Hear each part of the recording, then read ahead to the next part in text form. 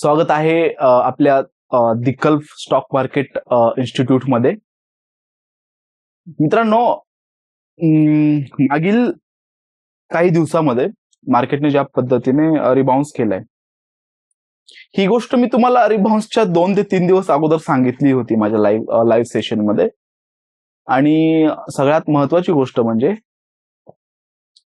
की आता जो रिबाउन्स केलाय ऍक्च्युअल मार्केटनं, तो खरंच टिकणार आहे का किंवा कंटिन्यू करणार आहे का, बरोबर, किंवा मार्केट पुन्हा खाली येऊ शकतं. आता ज्यावेळेस मार्केट वरती चाललंय याच्या पाठीमागे कारण काय की ते 10 दिवसाचा जो असणार आहे, त्यांनी एक सीज फायर लाईक म्हणजे त्यांनी जे युद्ध विराम केलेला आहे 10 दिवसाचा. परंतु या 10 दिवसानंतर काय, बरोबर, ऑलरेडी डोनाल्ड ट्रम्प जो आहे या स्थितीमधून, जागतिक स्थितीमधून खूप पैसा कमवून बसलाय. सांगायचं झालं, आता जे तुम्हाला चित्र दिसतंय ऍक्च्युअल मार्केटमध्ये की मार्केट वरती जात आहे, मग तुम्ही कॉलकडे जाल किंवा इक्विटीमध्ये तुम्ही वरच्या दिशेनं जाल, बरोबर आहे.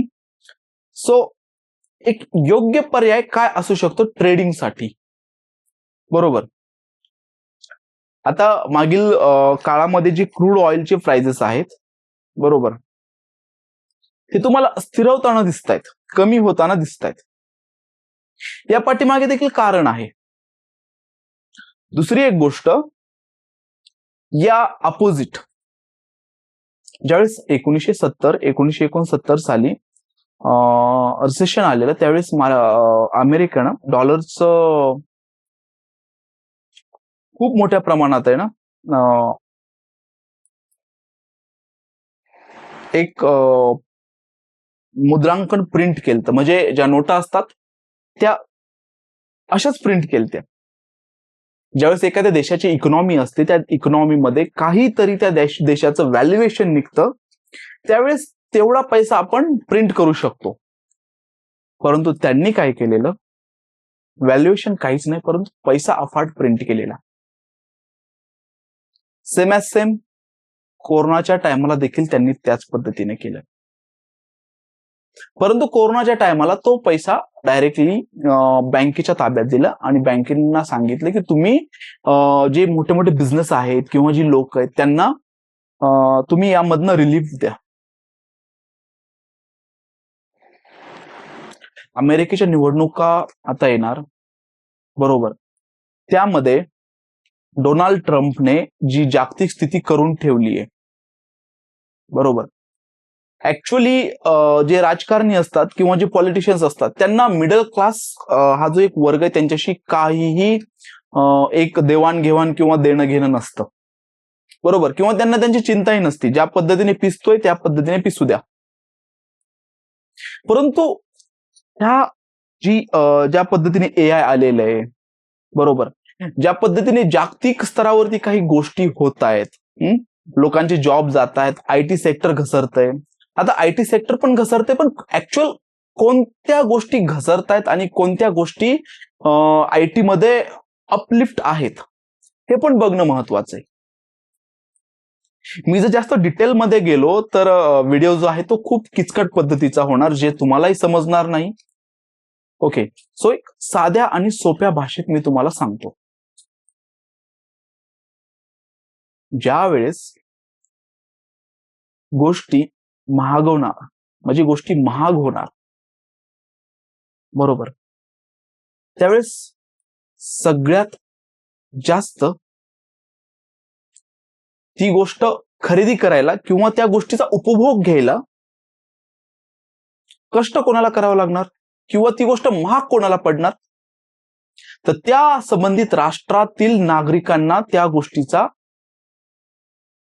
नागरिक म्हणण्यापेक्षा मिडल क्लास नागरिकांना किंवा गरीब जनतेला त्या गोष्टीचा लाभ घ्यायला खूप त्रास होणार किंवा ते अफोर्ड करू शकणार नाही थोडक्यात. परंतु जे ऑलरेडी श्रीमंत आहेत, जे रिच आहेत, ज्यांना जी साधन आहे कमवण्याचं, ते मुबलक पद्धतीचं आहे किंवा मुबलक पद्धतीच्या वरती आहे, त्या लोकांना काही त्रास होणार नाही. अशा स्थितीमध्ये श्रीमंत आणखीन श्रीमंत होत जातो आणि गरीब आणखीन गरीब किंवा मिडल क्लास आणखीन त्या याच्यामध्ये भरडला जातो. भारतीय आयटी क्षेत्र म्हणजे एक महत्वाची गोष्ट म्हणजे भारतामध्ये आयटी सेक्टर मध्ये एक 90% आयटी सेक्टर म्हणजे बाहेरून आलेल्या गोष्टीवरती प्रोसेसिंग करून तीच गोष्ट बाहेर पाठवणं, म्हणजे आपण ह्याला आयटी सेक्टर म्हणतो. आपण एखादी चिप बनवत नाही किंवा एखादं प्रोडक्ट बनवत नाही किंवा अशा काही गोष्टी बनवत नाही, आपण डेटावरती प्रोसेस करतो. मग वेगवेगळे बीपीओ कॉल सेंटर असणार, वेगवेगळ्या डेटावरती प्रोसेसिंग असणार, आपण ह्या गोष्टी करतो. असं काही आहे का की आपण एखादी बॅटरी बनवतोय लाईक व्हेकलसाठी, किंवा एखादं आपण व्हेकलसाठी चिप बनवतोय, किंवा एखादी कॉम्प्युटरसाठी चिप बनवतोय, किंवा आपण जे एलईडी मध्ये जे हे असतात छोटे छोटे बल्ब असतात ते बल्ब आपण बनवतोय. हे सगळं मटेरियल तर बाहेरूनच येतंय ना, आपण फक्त ते मॅन्युफॅक्चरिंग करतोय. मुळात भारतामध्ये आयटी सेक्टर नावाच्या खाली फक्त डेटा प्रोसेसिंग सेंटर चालतात. मग ते मोठे मोठे कंपन्या असू द्या, मग यामध्ये बीपीओ आले किंवा वेगवेगळ्या काही गोष्टी आल्या लाईक डेटा प्रोसेसिंग असणार, किंवा मग ह्या गोष्टी असणार, ह्या सगळ्या बाहेरच्या देशामधून भारतामध्ये येणार. भारतामध्ये लेबर स्वस्त आहे, कारण तिकडे कोणी माझ्या हिशोबाने 50-60 हजारात बाहेरच्या देशात तरी कोणी काम नाही करणार. हा, ही गोष्ट वेगळी आहे की 50-60 हजार रुपयामध्ये म्हणजे भारतामध्ये खूप स्टेटसचं एक सिम्बॉल आहे की याला 50-60 हजार रुपयाची नोकरी आहे.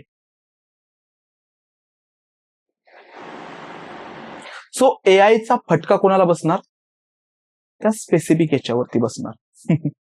कारण ऑलरेडी जे बीपीओ होते मोठ्या प्रमाणात तिथे एआय वर्क करायला लागणार, बरोबर. जे डेटा सेंटर होते, जे कोडिंगचे जे मोठे मोठे हब होते, त्या ठिकाणी एआय वर्क करायला लागणार. ऑब्व्हियसली जॉब जाणार, जॉब कमी होणार. मागील काही काळामध्ये तुम्ही ऐकलं असणार 12-12, 15-15 हजार ऍट अ डे मध्ये त्यांनी विदिन 24 आवर्स मध्ये त्यांना लिव्ह करून टाकलं, बरोबर. परंतु आयटी क्षेत्रामध्ये जो दुसरी संधी आहे लाईक ग्रीन एनर्जी आहे, बरोबर. लाईक एक काय म्हणतात, एक पारंपरिक जे क्रूड ऑइल व्यतिरिक्त ज्या काही एनर्जी सोर्स आहेत, बरोबर, त्याच्यावरती मोठ्या प्रमाणात जी प्रोसेसिंग चाललेली आहे, किंवा एक जी हे आहे आपल्या जी चिपसेट आहेत, किंवा जे येणारं जे पूर्णतः म्हणजे वर्क होतं टेक्नॉलॉजीवरती, त्या टेक्नॉलॉजीमध्ये मोठ्या प्रमाणात जागतिक प्रमाणात जे होणारं एक संशोधन आहे, तुम्हाला तिथे स्कोप भेटणार. ती स्टॉक कुठेतरी वरती जाताना तुम्हाला दिसणार, बरोबर. आज सुद्धा बघा टेक महिंद्रा झालं, टीसीएस झालं, हे जे टायकॉन आहेत, आपण ज्याला टायकॉन म्हणतो भारतामधले, ह्या भारतातल्या टायकॉन मध्ये मोस्टली कोणत्या गोष्टी होतात, बरोबर. अशी कोणती कंपनी आहे का भारतामध्ये की जी बॅटरी बनवते, जी एखादी चिपसेट बनवते, जी काय म्हणतात ना माणसाच्या गरजेची गोष्ट बनवते आणि ती लॉस मध्ये नाहीये आणि भेटणार पण नाही. चायनाचं स्टॉक मार्केट आजही बघा एवढं का बळकट पद्धतीने उभं आहे. द रिझन बिहाइंड दिस काय, चायना मॅन्युफॅक्चरर हब आहे, भारत नाहीये. भारत सर्व्हिस हब म्हणता येणार. आपले स्टार्टअप सुद्धा झाले ना, तर आपले स्टार्टअप कोणत्या पद्धतीचे असतात माहित आहे? सर्व्हिस. आम्ही हाय क्लास सोसायटीमध्ये काम करणारी बाई पुरवू, आम्ही हाय क्लास सोसायटी मधल्या लोकांना अन्न पुरवू. आज पण आपण ह्याच गोष्टीवरती फोकस करतोय की जी फूड आहे, जे अन्न आहे, ते कस्टमरला 10 मिनिटात किंवा 5 मिनिटात कसं पोहोचवणार, बरोबर. आपण माणसाला जनावराच्या स्वरूपात बघून माणसावरती जनावराच्या पद्धतीचं वर्कलोड टाकून त्याच्याकडून ज्या पद्धतीचं वर्क करायचा जो सध्याचा आपली जे हे आहे ना, ध्यास चालू आहे ना, तो लॉंग टर्मचा नाहीये. बरोबर. सो आता अमेरिकेमध्ये तुम्ही बघा ऑलरेडी गोष्टी महाग आहे. त्यांचा जो एक रॅपो रेट किंवा असं तुम्ही जो महागाईचा जो गुणांक आहे ऑलरेडी 26-27% आसपास आहे. बरोबर. आणि याच्यामध्ये आता ऑलरेडी 4.5% आसपास जी ऍक्च्युअल अमेरिका लोन ऑफर करतात 4.5% आसपास पर्सेंट ते घेतात, जी होम लोन असणार किंवा अदर काही गोष्टी असणार तिथनं. परंतु ज्यावेळेस हा 10% होणार, 12% होणार, ऑब्व्हियसली जनता नाखुश होणार आणि कुठेतरी ती जी इकॉनॉमी आहे त्याला डेंट पडणार. बरोबर. यामुळे सामान्य नागरिकांची जी पर्चेसिंग पॉवर आहे, जी काय म्हणतात ना, खरेदी करण्याची क्षमता आहे, ती कुठेतरी कमी होणार. परिणामी मार्केट काय म्हणतात ना, रिव्हर्स पण येण्याची शक्यता असते. सो ही जी म्हणतात ओरडोरड सांगताय तुम्हाला टीव्ही मध्ये किंवा इतर काही गोष्टीमध्ये की मार्केट पुन्हा 82,000 होणार, पुन्हा 85,000 होणार, पुन्हा 90,000 होणार, याला हा देखील पैलू आहे. कधी पण लक्षात ठेवा, तुम्ही जर मार्केटवरती विश्वास ठेवणार तर मार्केट तुमचा 101% तुमचा विश्वासघात करणार. तर अमेरिकेमध्ये जे सध्या चालू आहे हे पूर्ण जगाला भोगावं लागणार आहे. तुम्हाला वाटतं का की जो इराक आहे त्याच्याकडे एवढं डोकं आहे की तो अमेरिकेला मागे पाडू शकणार नाही? ह्या सगळ्याच्या पाठीमागे कोणीतरी आहे. फायदा कोणाला? बरं, ह्या ड्युरिंग द हा जो वार किंवा युद्धाचा जो एक फेज आहे, याच्या सगळ्यामध्ये सगळ्यात जास्त प्रॉफिट कोणाला आहे? रशिया, चीन आणि अमेरिका. अमेरिकेला पण एवढा नाही जेवढा रशिया आणि चीनला आहे.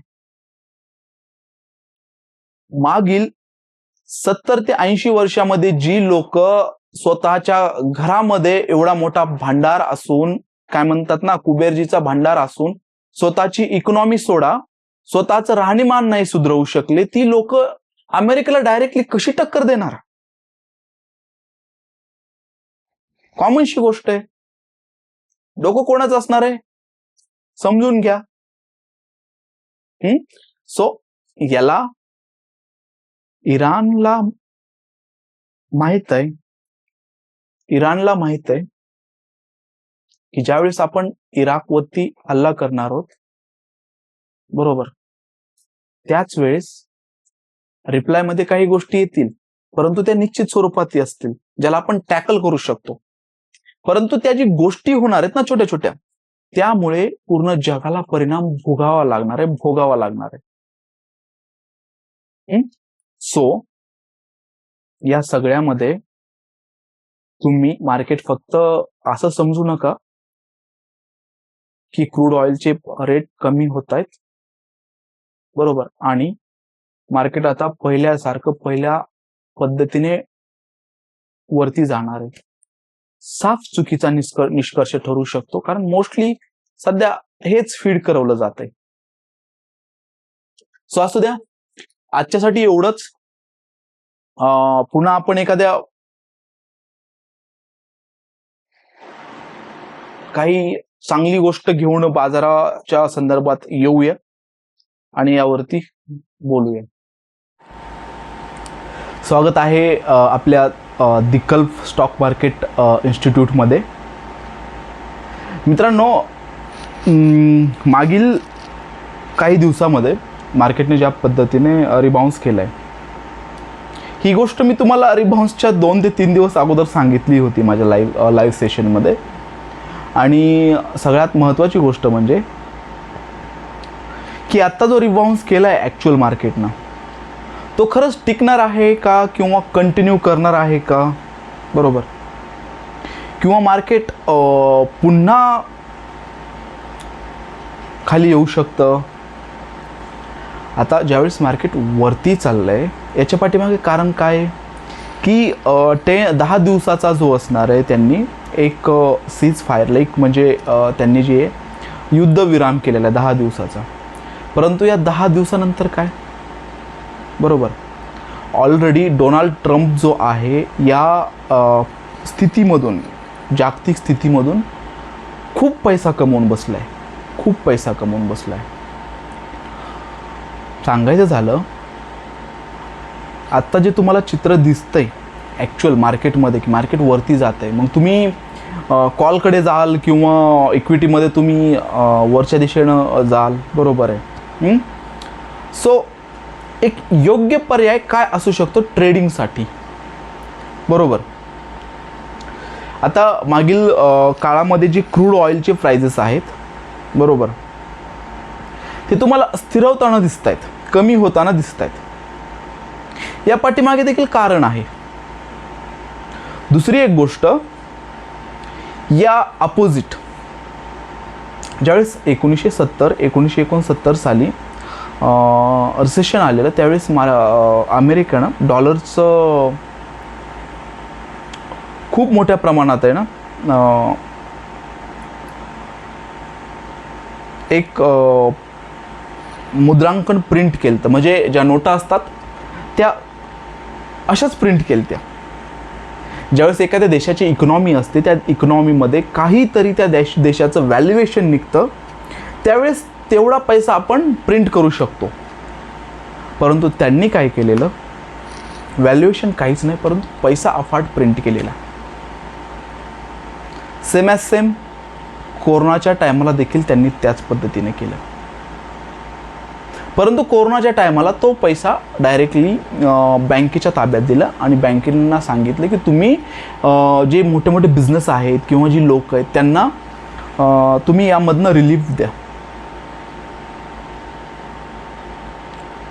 अमेरिकेच्या निवडणुका आता येणार, बरोबर, त्यामध्ये डोनाल्ड ट्रम्पने जी जागतिक स्थिती करून ठेवली आहे, बरोबर, ॲक्च्युली जे राजकारणी असतात किंवा जे पॉलिटिशियन्स असतात त्यांना मिडल क्लास हा जो एक वर्ग आहे त्यांच्याशी काहीही एक देवाणघेवाण किंवा देणं घेणं नसतं, बरोबर, किंवा त्यांना त्यांची चिंताही नसती. ज्या पद्धतीने पिसतोय त्या पद्धतीने पिसू द्या.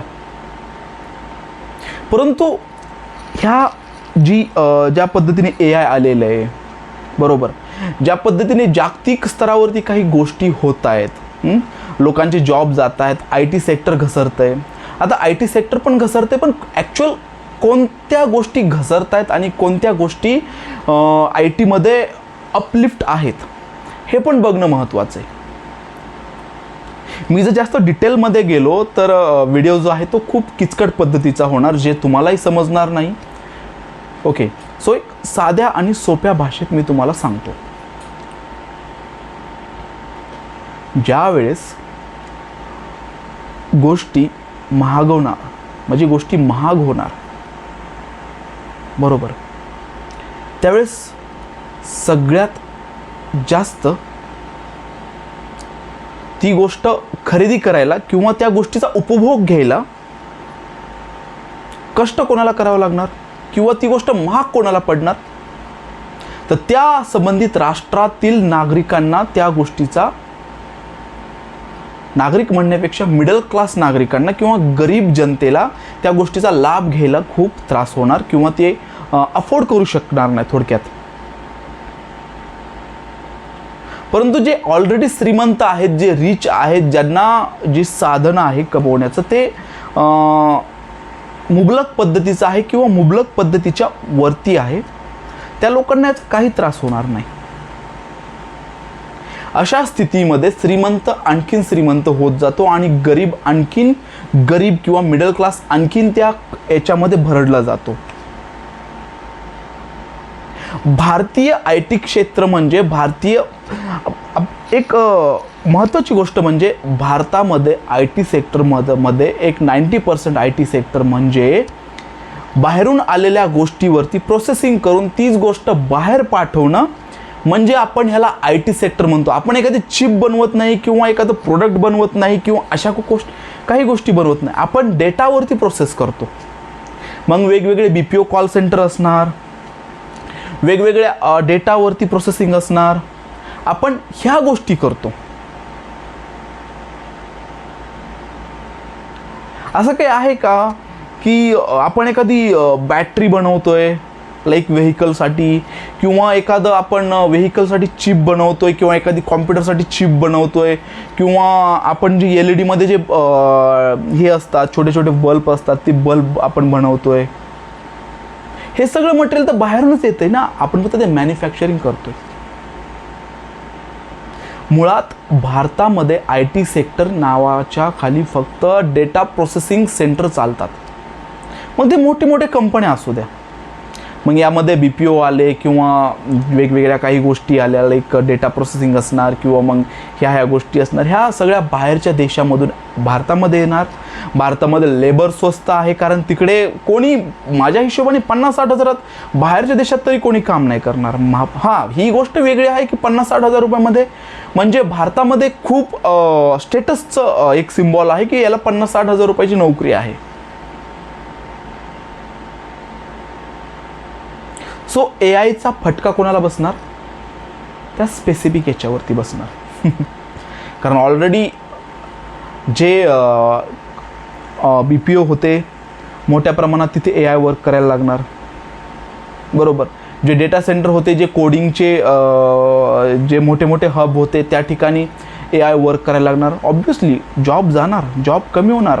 मागील काही काळामध्ये तुम्ही ऐकलं असणार 12-12, 15-15 हजार ॲट अ डेमध्ये त्यांनी विदिन 24 आवर्समध्ये त्यांना लीव करून टाकलं, बरोबर. परंतु आय टी क्षेत्रामध्ये जो दुसरी संधी आहे लाईक ग्रीन एनर्जी आहे, बरोबर. लाईक एक काय म्हणतात, एक पारंपरिक जे क्रूड ऑइल व्यतिरिक्त ज्या काही एनर्जी सोर्स आहेत, बरोबर, त्याच्यावरती मोठ्या प्रमाणात जी प्रोसेसिंग चाललेली आहे, किंवा एक जी हे आहे आपल्या जी चिपसेट आहेत, किंवा जे येणारं जे पूर्णतः म्हणजे वर्क होतं आहे टेक्नॉलॉजीवरती, त्या टेक्नॉलॉजीमध्ये मोठ्या प्रमाणात जागतिक प्रमाणात जे होणारं एक संशोधन आहे, तुम्हाला तिथे स्कोप भेटणार. ती स्टॉक कुठेतरी वरती जाताना तुम्हाला दिसणार, बरोबर. आज सुद्धा बघा टेक महिंद्रा झालं, TCS झालं, हे जे टायकॉन आहेत, आपण ज्याला टायकॉन म्हणतो भारतामधले, ह्या भारतातल्या टायकॉनमध्ये मोस्टली कोणत्या गोष्टी होतात, बरोबर. अशी कोणती कंपनी आहे का भारतामध्ये की जी बॅटरी बनवते, जी एखादी चिपसेट बनवते, जी काय म्हणतात ना माणसाच्या गरजेची गोष्ट बनवते आणि ती लॉसमध्ये नाही आहे आणि भेटणार पण नाही. चायनाचं स्टॉक मार्केट आजही बघा एवढं का बळकट पद्धतीने उभं आहे. द रिझन बिहाइंड दिस काय, चायना मॅन्युफॅक्चरर हब आहे, भारत नाही आहे. भारत सर्व्हिस हब म्हणता येणार. आपले स्टार्टअप सुद्धा झाले ना, तर आपले स्टार्टअप कोणत्या पद्धतीचे असतात माहीत आहे? सर्व्हिस. आम्ही हाय क्लास सोसायटीमध्ये काम करणारी बाई पुरवू, आम्ही हाय क्लास सोसायटीमधल्या लोकांना अन्न पुरवू. आज पण आपण ह्याच गोष्टीवरती फोकस करतोय की जी फूड आहे, जे अन्न आहे, ते कस्टमरला 10 मिनिटात किंवा 5 मिनिटात कसं पोहोचवणार, बरोबर. आपण माणसाला जनावराच्या स्वरूपात बघून माणसावरती जनावराच्या पद्धतीचं वर्कलोड टाकून त्याच्याकरून ज्या पद्धतीचं वर्क करायचा जो सध्याचा आपली जे हे आहे ना ध्यास चालू आहे ना, तो लॉंग टर्मचा नाही आहे, बरोबर. सो आता अमेरिकेमध्ये तुम्ही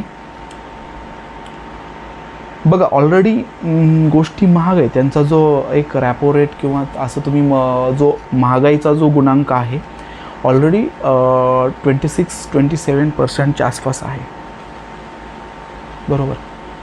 आणि याच्यामध्ये आता ऑलरेडी 4.5% आसपास जी ॲक्च्युअल अमेरिका लोन ऑफर करतात 4.5% आसपास पर्सेंट ते घेतात, जी होम लोन असणार किंवा अदर काही गोष्टी असणार तिथनं. परंतु ज्यावेळेस हा 10% होणार, 12% होणार, ऑब्व्हियसली जनता नाखुश होणार आणि कुठेतरी ती जी इकॉनॉमी आहे त्याला डेंट पडणार, बरोबर. यामुळे सामान्य नागरिकांची जी पर्चेसिंग पॉवर आहे, जी काय म्हणतात ना खरेदी करण्याची क्षमता आहे, ती कुठेतरी कमी होणार. परिणामी मार्केट काय म्हणतात ना रिव्हर्स पण येण्याची शक्यता असते. सो हे जी म्हणतात ओरडोरडू सांगताय तुम्हाला टी व्हीमध्ये किंवा इतर काही गोष्टीमध्ये की मार्केट पुन्हा 82,000 होणार, पुन्हा 85,000 होणार, पुन्हा 90,000 होणार, याला हा देखील पैलू आहे. कधी पण लक्षात ठेवा, तुम्ही जर मार्केटवरती विश्वास ठेवणार तर मार्केट तुमचा 101% तुमचा विश्वासघात करणार.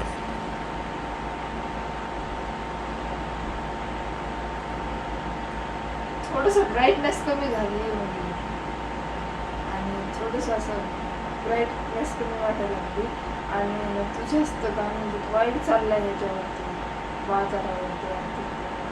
मग त्याच्यावरच व्हिडिओ आहे.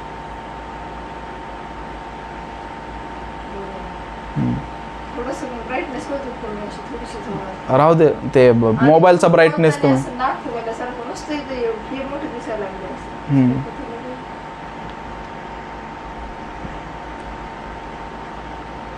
तर अमेरिकेमध्ये जे सध्या चालू आहे हे पूर्ण जगाला भोगावं लागणार आहे. तुम्हाला वाटतं का की जो इराक आहे त्याच्याकडे एवढं डोकं आहे की तो अमेरिकेला मागे पाडू शकणार नाही? ह्या सगळ्याच्या पाठीमागे कोणीतरी आहे. फायदा कोणाला? बरं, ह्या ड्युरिंग द हा जो वॉर किंवा युद्धाचा जो एक फेज आहे याच्या सगळ्यामध्ये सगळ्यात जास्त प्रॉफिट कोणाला आहे? रशिया, चीन आणि अमेरिका. अमेरिकेला पण एवढा नाही जेवढा रशिया आणि चीनला आहे. मागील 70 ते 80 वर्षामध्ये जी लोक स्वतःच्या घरामध्ये एवढा मोठा भांडार असून, काय म्हणतात ना कुबेरजीचा भांडार असून स्वतःची इकॉनॉमी सोडा, स्वतःचं राहणीमान नाही सुधरवू शकले, ती लोक अमेरिकेला डायरेक्टली कशी टक्कर देणार? कॉमनशी गोष्ट आहे. डोकं कोणाचं असणार आहे समजून घ्या. सो याला इराणला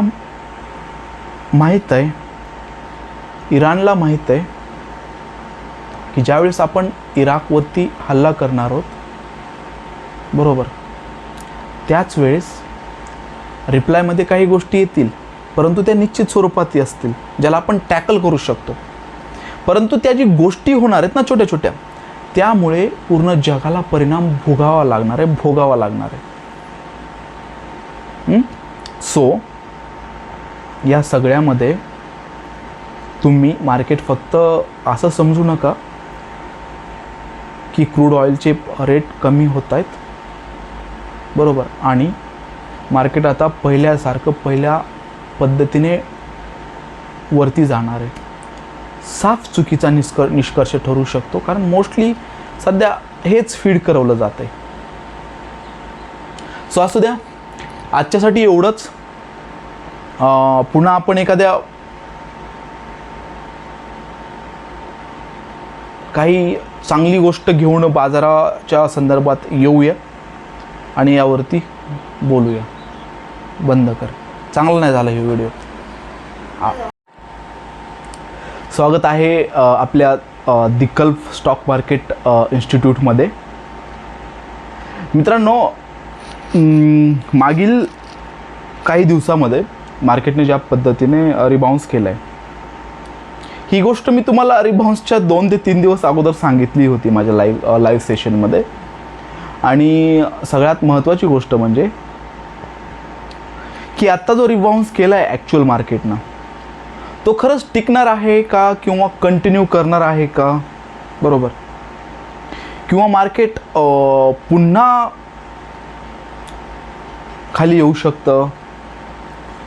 आता ज्यावेळेस मार्केट वरती चाललं आहे, याच्या पाठीमागे कारण काय आहे की 10 दिवसाचा जो असणार आहे, त्यांनी एक सीज फायर लाईक म्हणजे त्यांनी जे युद्धविराम केलेला आहे 10 दिवसाचा. परंतु या 10 दिवसानंतर काय, बरोबर, ऑलरेडी डोनाल्ड ट्रम्प जो आहे या स्थितीमधून, जागतिक स्थितीमधून खूप पैसा कमवून बसला आहे, खूप पैसा कमवून बसला आहे.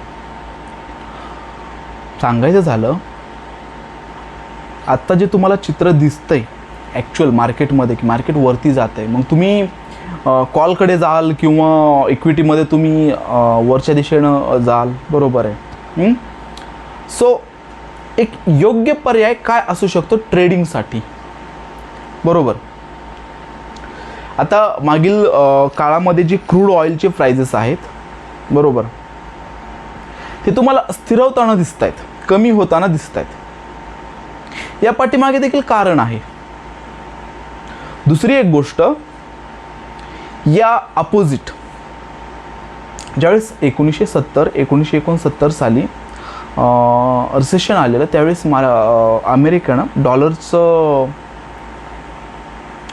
खूप मोठ्या प्रमाणात आहे ना एक मुद्रांकन प्रिंट केलं होतं. म्हणजे ज्या नोटा असतात त्या अशाच प्रिंट केल्या त्या. ज्यावेळेस एखाद्या देशाची इकॉनॉमी असते, त्या इकॉनॉमीमध्ये काहीतरी त्या देशाचं व्हॅल्युएशन निघतं, त्यावेळेस तेवढा पैसा आपण प्रिंट करू शकतो. परंतु त्यांनी काय केलेलं, व्हॅल्युएशन काहीच नाही, परंतु पैसा अफाट प्रिंट केलेला. सेम ॲज सेम कोरोनाच्या टायमाला देखील त्यांनी त्याच पद्धतीने केलं. परंतु कोरोनाच्या टायमाला तो पैसा डायरेक्टली बँकेच्या ताब्यात दिला आणि बँकेंना सांगितलं की तुम्ही जे मोठे मोठे बिझनेस आहेत किंवा जी लोक आहेत त्यांना तुम्ही यामधनं रिलीफ द्या. अमेरिकेच्या निवडणुका आता येणार, बरोबर, त्यामध्ये डोनाल्ड ट्रम्पने जी जागतिक स्थिती करून ठेवली आहे, बरोबर, ॲक्च्युली जे राजकारणी असतात किंवा जे पॉलिटिशियन्स असतात, त्यांना मिडल क्लास हा जो एक वर्ग आहे त्यांच्याशी काहीही एक देवाणघेवाण किंवा देणं घेणं नसतं, बरोबर, किंवा त्यांना त्यांची चिंताही नसती. ज्या पद्धतीने पिसतोय त्या पद्धतीने पिसू द्या. परंतु ह्या ज्या पद्धतीने AI आलेलं आहे, बरोबर, ज्या पद्धतीने जागतिक स्तरावरती काही गोष्टी होत आहेत, लोकांचे जॉब जात आहेत, IT सेक्टर घसरतं आहे. आता IT सेक्टर पण घसरते, पण ॲक्च्युअल कोणत्या गोष्टी घसरत आहेत आणि कोणत्या गोष्टी IT मध्ये अपलिफ्ट आहेत हे पण बघणं महत्त्वाचं आहे. मी जर जास्त डिटेलमध्ये गेलो तर व्हिडिओ जो आहे तो खूप किचकट पद्धतीचा होणार, जे तुम्हालाही समजणार नाही. ओके, सो एक साध्या आणि सोप्या भाषेत मी तुम्हाला सांगतो. ज्या वेळेस गोष्टी महागवणार, म्हणजे गोष्टी महाग होणार, बरोबर, त्यावेळेस सगळ्यात जास्त ती गोष्ट खरेदी करायला किंवा त्या गोष्टीचा उपभोग घ्यायला कष्ट कोणाला करावं लागणार किंवा ती गोष्ट महाग कोणाला पडणार, तर त्या संबंधित राष्ट्रातील नागरिकांना त्या गोष्टीचा, नागरिक म्हणण्यापेक्षा मिडल क्लास नागरिकांना किंवा गरीब जनतेला त्या गोष्टीचा लाभ घ्यायला खूप त्रास होणार किंवा ते अफोर्ड करू शकणार नाही थोडक्यात. परंतु जे ऑलरेडी श्रीमंत आहेत, जे रिच आहेत, ज्यांना जी साधनं आहे कमवण्याचं, ते मुबलक पद्धतीचं आहे किंवा मुबलक पद्धतीच्या वरती आहे, त्या लोकांना याचा काही त्रास होणार नाही.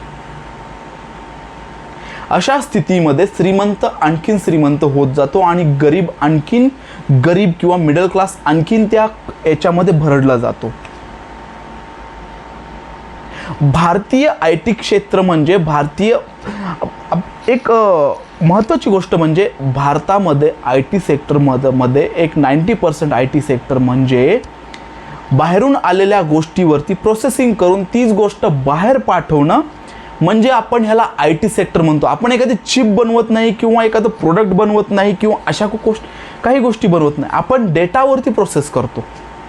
मग वेगवेगळे BPO कॉल सेंटर असणार, वेगवेगळ्या डेटावरती प्रोसेसिंग असणार, आपण ह्या गोष्टी करतो. असं काही आहे का की आपण एखादी बॅटरी बनवतोय लाईक व्हेकलसाठी, किंवा एखादं आपण व्हेकलसाठी चिप बनवतोय, किंवा एखादी कॉम्प्युटरसाठी चिप बनवतोय, किंवा आपण जी LED मध्ये जे हे असतात छोटे छोटे बल्ब असतात ते बल्ब आपण बनवतोय. हे सगळं मटेरियल तर बाहेरूनच येतंय ना, आपण फक्त ते मॅन्युफॅक्चरिंग करतोय. मुळात भारतामध्ये IT सेक्टर नावाच्या खाली फक्त डेटा प्रोसेसिंग सेंटर चालतात. मग ते मोठे मोठे कंपन्या असू द्या, मग यामध्ये BPO आले किंवा वेगवेगळ्या काही गोष्टी आल्या लाईक डेटा प्रोसेसिंग असणार, किंवा मग ह्या गोष्टी असणार, ह्या सगळ्या बाहेरच्या देशामधून भारतामध्ये येणार. भारतामध्ये लेबर स्वस्त आहे, कारण तिकडे कोणी माझ्या हिशोबाने 50-60 हजारात बाहेरच्या देशात तरी कोणी काम नाही करणार. हां, ही गोष्ट वेगळी आहे की 50-60 हजार रुपयामध्ये म्हणजे भारतामध्ये खूप स्टेटसचं एक सिम्बॉल आहे की याला 50-60 हजार रुपयाची नोकरी आहे. सो AIचा फटका कोणाला बसणार? त्या स्पेसिफिक याच्यावरती बसणार. कारण ऑलरेडी जे BPO होते मोठ्या प्रमाणात तिथे AI वर्क करायला लागणार, बरोबर. जे डेटा सेंटर होते, जे कोडिंगचे जे मोठे मोठे हब होते, त्या ठिकाणी AI वर्क करायला लागणार. ऑब्व्हियसली जॉब जाणार, जॉब कमी होणार. मागील काही काळामध्ये तुम्ही ऐकलं असणार 12-12, 15-15 हजार ॲट अ डेमध्ये त्यांनी विदिन 24 आवर्समध्ये त्यांना लीव करून टाकलं, बरोबर. परंतु IT क्षेत्रामध्ये जो दुसरी संधी आहे लाईक ग्रीन एनर्जी आहे, बरोबर. लाईक एक काय म्हणतात, एक पारंपरिक जे क्रूड ऑइल व्यतिरिक्त ज्या काही एनर्जी सोर्स आहेत, बरोबर, त्याच्यावरती मोठ्या प्रमाणात जी प्रोसेसिंग चाललेली आहे, किंवा एक जी हे आहे आपल्या जी चिपसेट आहेत, किंवा जे येणारं जे पूर्णतः म्हणजे वर्क होतं टेक्नॉलॉजीवरती, त्या टेक्नॉलॉजीमध्ये मोठ्या प्रमाणात जागतिक प्रमाणात जे होणारं एक संशोधन आहे, तुम्हाला तिथे स्कोप भेटणार. ती स्टॉक कुठेतरी वरती जाताना तुम्हाला दिसणार, बरोबर. आज सुद्धा बघा टेक महिंद्रा झालं, TCS झालं, हे जे टायकॉन आहेत, आपण ज्याला टायकॉन म्हणतो भारतामधले, ह्या भारतातल्या टायकॉनमध्ये मोस्टली कोणत्या गोष्टी होतात, बरोबर. अशी कोणती कंपनी आहे का भारतामध्ये की जी बॅटरी बनवते, जी एखादी चिपसेट बनवते, जी काय म्हणतात ना माणसाच्या गरजेची गोष्ट बनवते आणि ती लॉसमध्ये नाही आहे आणि भेटणार पण नाही. चायनाचं स्टॉक मार्केट आजही बघा एवढं का बळकट पद्धतीने उभं आहे. द रिझन बिहाइंड दिस काय, चायना मॅन्युफॅक्चरर हब आहे, भारत नाही आहे. भारत सर्व्हिस हब म्हणता येणार. आपले स्टार्टअप सुद्धा झाले ना, तर आपले स्टार्टअप कोणत्या पद्धतीचे असतात माहीत आहे? सर्व्हिस. आम्ही हाय क्लास सोसायटीमध्ये काम करणारी बाई पुरवू, आम्ही हाय क्लास सोसायटीमधल्या लोकांना अन्न पुरवू. आज पण आपण ह्याच गोष्टीवरती फोकस करतोय की जी फूड आहे, जे अन्न आहे, ते कस्टमरला 10 मिनिटात किंवा 5 मिनिटात कसं पोहोचवणार, बरोबर. आपण माणसाला जनावराच्या स्वरूपात बघून माणसावरती जनावराच्या पद्धतीचं वर्कलोड टाकून त्याच्याकडून ज्या पद्धतीचं वर्क करायचा जो सध्याचा आपली जे हे आहे ना, ध्यास चालू आहे ना, तो लॉंग टर्मचा नाही आहे. बरोबर. सो आता अमेरिकेमध्ये तुम्ही बघा ऑलरेडी गोष्टी महाग आहे. त्यांचा जो एक रॅपो रेट किंवा असं तुम्ही जो महागाईचा जो गुणांक आहे ऑलरेडी 26-27% आसपास आहे. बरोबर. आणि याच्यामध्ये आता ऑलरेडी 4.5% आसपास जी ॲक्च्युअल अमेरिका लोन ऑफर करतात, 4.5% आसपास पर्सेंट ते घेतात, जी होम लोन असणार किंवा अदर काही गोष्टी असणार तिथनं. परंतु ज्यावेळेस हा 10% होणार, 12% होणार, ऑब्व्हियसली जनता नाखुश होणार आणि कुठेतरी ती जी इकॉनॉमी आहे त्याला डेंट पडणार. बरोबर. यामुळे सामान्य नागरिकांची जी पर्चेसिंग पॉवर आहे, जी काय म्हणतात ना, खरेदी करण्याची क्षमता आहे, ती कुठेतरी कमी होणार. परिणामी मार्केट काय म्हणतात ना, रिव्हर्स पण येण्याची शक्यता असते. सो हे जी म्हणतात, ओरडोरडू सांगताय तुम्हाला टी व्हीमध्ये किंवा इतर काही गोष्टीमध्ये की मार्केट पुन्हा 82,000 होणार, पुन्हा 85,000 होणार, पुन्हा 90,000 होणार, याला हा देखील पैलू आहे. कधी पण लक्षात ठेवा, तुम्ही जर मार्केटवरती विश्वास ठेवणार तर मार्केट तुमचा 101% तुमचा विश्वासघात करणार.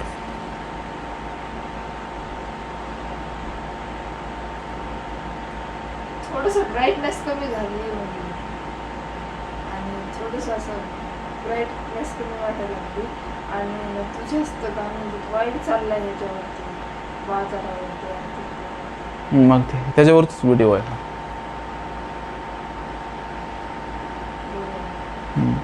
थोडंसं ब्राईटनेस होती थोडीशी राहू दे, ते मोबाईलचा ब्राईटनेस कमी. नाक फुगल्यासारखं नुसतं इथे हे मोठं दिसायला लागलं.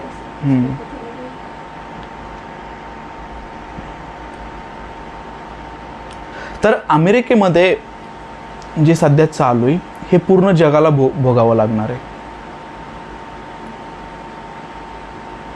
तुम्हाला वाटतं का की जो इराक आहे त्याच्याकडे एवढं डोकं आहे की तो अमेरिकेला मागे पाडू शकणार नाही? ह्या सगळ्याच्या पाठीमागे कोणीतरी आहे. फायदा कोणाला? बरं, ह्या ड्युरिंग द हा जो वार किंवा युद्धाचा जो एक फेज आहे, याच्या सगळ्यामध्ये सगळ्यात जास्त प्रॉफिट कोणाला आहे? रशिया, चीन आणि अमेरिका. अमेरिकेला पण एवढा नाही जेवढा रशिया आणि चीनला आहे.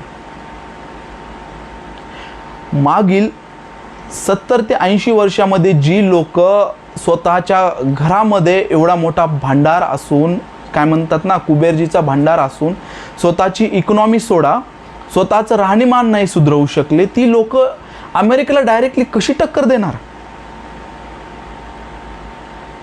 कॉमनशी गोष्ट आहे. डोकं कोणाचं असणार आहे समजून घ्या. सो याला इराणला माहीत